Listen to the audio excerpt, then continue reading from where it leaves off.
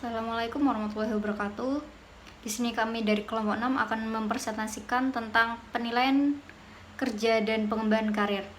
Saya Indana Zulfa, rekan saya Muhammad Robit Yofi, serta Markus Gobel.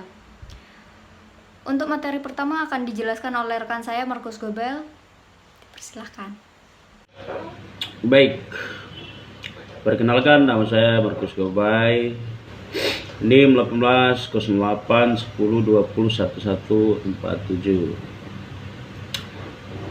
jurusan S1 Manajemen. Baik,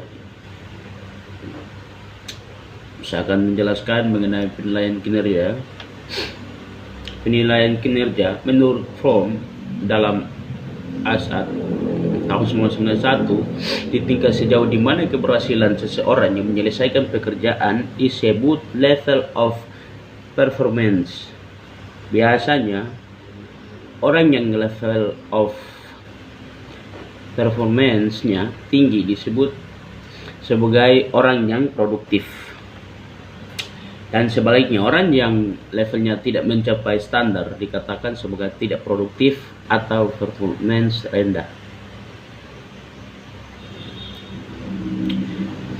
Menurut Mangkunegara ada 6 metode penilaian kinerja pegawai, yakni yang pertama adalah metode rating scale, terus yang kedua adalah metode checklist, yang ketiga adalah metode peristiwa kritis, yang keempat metode peninjauan lapangan, yang kelima tes dan observasi prestasi kerja, yang keenam adalah metode ranking ya. Terus yang berikutnya adalah pemanfaatan penilaian kinerja. Menurut Handoko dalam tahun 1990 mengemukakan ada beberapa pemanfaatan dari penilaian kinerja karyawan ya. Yang pertama adalah perbaikan prestasi kerja atau kinerja. Yang kedua, penyesuaian kompensasi. Yang ketiga adalah keputusan penempatan. Yang kelima, perencanaan kebutuhan latihan dan pengembangan. Terus kemudian yang kelima adalah perencanaan dan pengembangan karir. Yang keenam, metodologi penyimpangan dan proses staffing. Terus yang ketujuh adalah melihat ketidakakuratan information. Yang kedelapan, mendeteksi kesalahan-kesalahan desain pekerjaan. Yang ke-8 menjamin kesempatan kerja yang adil. Yang ke-10 adalah melihat tantangan internal. Terima kasih.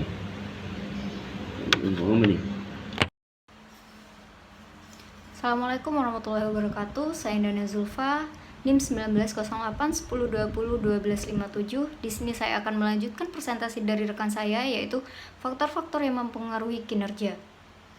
Para pemimpin organisasi sangat menyadari adanya perbedaan kinerja antara satu karyawan dengan karyawan yang lainnya yang berada di bawah pengawasannya.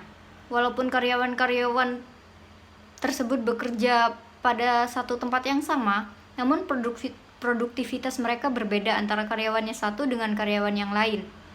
Menurut Anwar Prabu Mangkunegara, ada dua variabel yang dapat mempengaruhi kinerja. Yang pertama variabel individual, yang kedua variabel situasional. Untuk yang pertama, variabel individual meliputi sikap, karakteristik, sifat fisik, minat dan motivasi, pengalaman, umur, jenis kelamin, pendidikan serta faktor individual yang lainnya. Untuk yang kedua, variabel situasional yang meliputi faktor fisik dan pekerjaan yang terdiri dari metode kerja, kondisi dan desain perlengkapan kerja, penataan ruang, dan lingkungan fisik lainnya. Faktor sosial dan organisasi meliputi peraturan organisasi, bersifat organisasi, jenis latihan dan pengawasan, sistem pengawasan yang bersistem upah lingkungan sosial.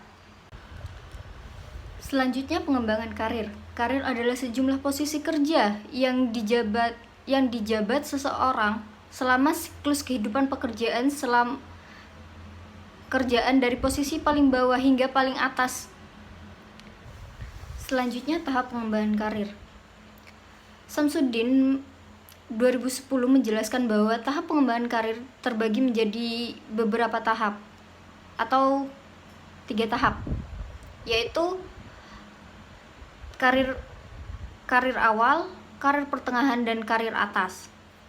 Untuk yang pertama, karir awal, meskipun organisasi menyediakan kesempatan internship antara individu agar individu dapat mencoba pilihan karir yang berbeda, dan individu dapat pula menguji beragam pilihan jabatan melalui kursus, perhatian utama manajemen sumber daya manusia baru dimulai ketika seorang individu memasuki organisasi.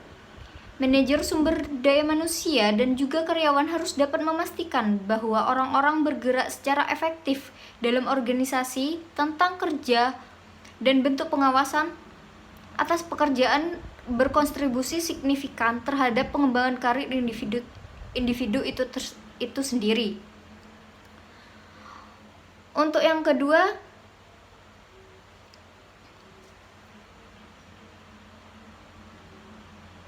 karir pertengahan.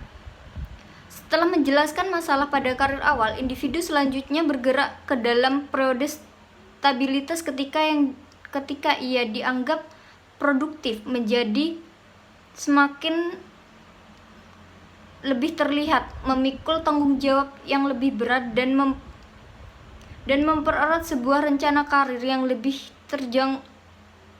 lebih berjangka panjang. Salah satu strategi menyikapi masalah di pertengahan karir adalah dengan melatih karyawan pada karir pertengahan untuk membina karyawan yang lebih junior, misalnya bertindak sebagai pelatih atau mentor. Oke, di sini saya akan menjelaskan mengenai tanggung jawab pengembangan karir. Nah, pengembangan karir sendiri itu merupakan tanggung jawab suatu organisasi yang menyiapkan karyawan dengan kualifikasi dan pengalaman tertentu agar pada waktu dibutuhkan organisasi sudah memiliki karyawan dengan kualifikasi tertentu, sifatnya itu paternalistik dari atas ke bawah dan tersentralisasi.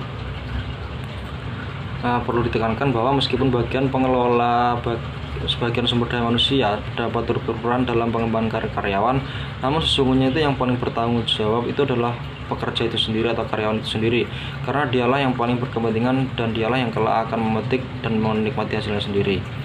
Oleh karena itu ada 7 hal yang harus mendapat perhatian karyawan tersebut, yaitu yang pertama, prestasi kerja yang memuaskan, kemudian yang kedua, pengenalan oleh pihak lain, kesetiaan pada organisasi, pemanfaatan mentor dan sponsor, dukungan para bawahan, pemanfaatan kesempatan untuk bertumbuh, dan yang terakhir itu ada berhenti atas permintaan dan kemauan sendiri. Selanjutnya yaitu ada manajemen pengembangan karir. Samsudin 2010 menjelaskan bahwa pengembangan karir sebagai kegiatan manajemen sumber daya manusia merupakan realisasi hubungan individu sebagai pekerja dengan organisasinya.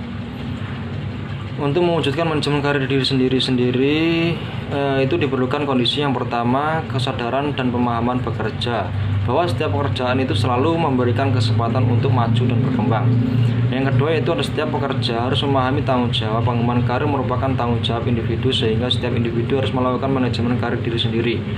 Dan yang terakhir itu ada setiap pekerja selalu menyadari dan memahami bahwa tidak mudah bagi organisasi untuk menyediakan karir berupa jabatan yang tersedia. Slide selanjutnya yaitu ada desain program pengembangan karir. Samsudin tahun 2010 menjelaskan bahwa desain program pengembangan karir dibedakan dalam 3 fase. Yang fase yang pertama itu ada fase perencanaan. Di fase perencanaan sendiri itu ada 2, yaitu yang pertama menyelaraskan rancangan karir pekerja dengan rancangan karir organisasi. Dan yang kedua ada tujuan untuk mengidentifikasi kelebihan dan kekurangan pekerja dalam melaksanakan tugas. Kemudian pada fase pengarahan, nah di fase pengarahan ini dimaksudkan untuk membantu para pekerja agar mampu mewujudkan perencanaan karir menjadi kenyataan. Kemudian yang terakhir yaitu atau yang ketiga itu ada fase pengembangan. Nah, pekerja itu harus berusaha mewujudkan kreativitas dan inisiatif yang dapat mendukung untuk menduduki posisi pada masa mendatang. Slide selanjutnya yaitu ada manfaat pengembangan karir.